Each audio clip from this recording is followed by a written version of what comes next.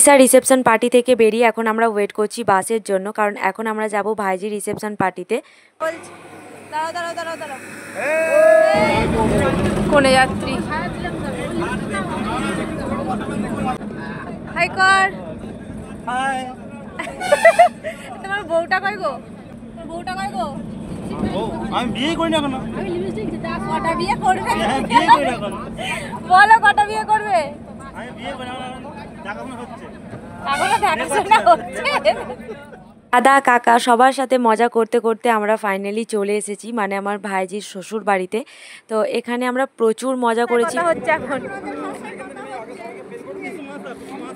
কাকার মেয়ে আর আমাদের খুশি দুজনে মিলে একটু কথাবার্তা বলছিল আর কি ওদের ভাষাতে, তো সেটা নিয়ে আমরা একটু মজা করছিলাম। এই হচ্ছে আমার ভাইজার প্রচন্ড পরিমাণে ভিড় হয়ে গেছিল, আমি একটুও সুযোগ পাচ্ছিলাম না, তাও ঠেলে গুতে যা হোক করে একটু গেছিলাম, দেন জাস্ট একটু ফটো তুলেছি।